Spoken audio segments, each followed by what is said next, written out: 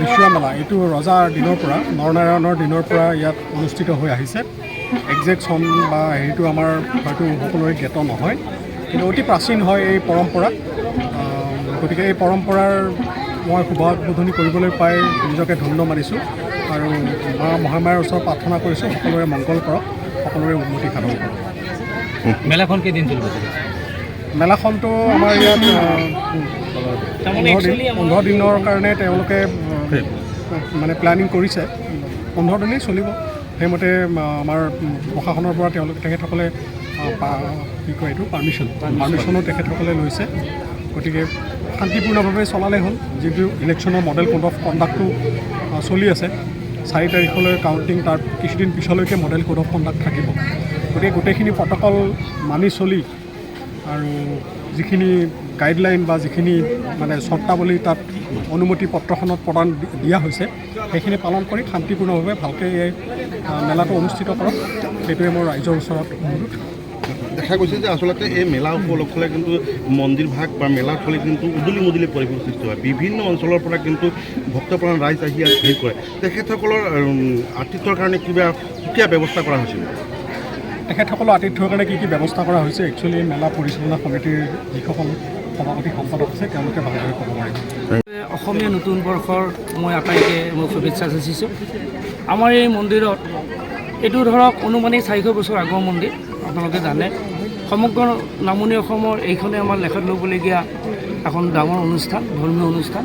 যিয়ে নহওক এইবুলিও পৰম্পৰাগতভাৱে আমি 5 বহাগ অৰ্থাৎ 19 এপ্ৰিলৰ পৰা আমি 20 বহাগলৈ অৰ্থাৎ 4 মে'লৈ আমি অনুষ্ঠিত কৰিবলৈ আমি যত্ন কৰিছোঁ।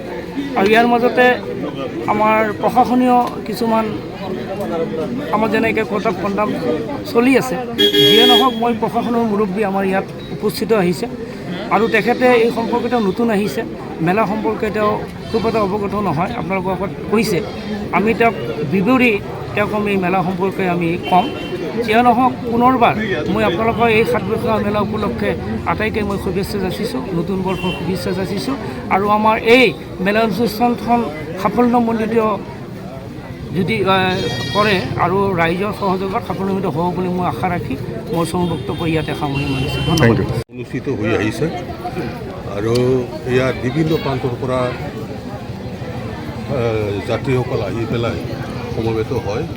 আৰু এইখিনি সময়ৰ ভিতৰত আমি যাত্ৰীসকলৰ সেৱাৰ কাৰণে ইয়াত পানীৰ ব্যৱস্থাৰ পৰা আৰম্ভ কৰি পেলাই ভোগ খোৱাৰ ব্যৱস্থাও ৰাখিছোঁ। যিসকলে ভোগ খাব তেওঁলোকেও মাৰ নামত কিছু দান আগবঢ়াই পেলাই ভোগৰ হেৰিত অংশগ্ৰহণ কৰে। এইখিনি ব্যৱস্থা আমাৰ এই মেলাত ৰখা হয়।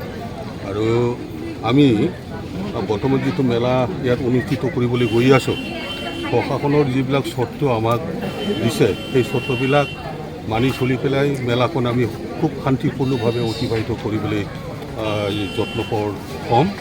আৰু এইখিনি হ'ল আমাৰ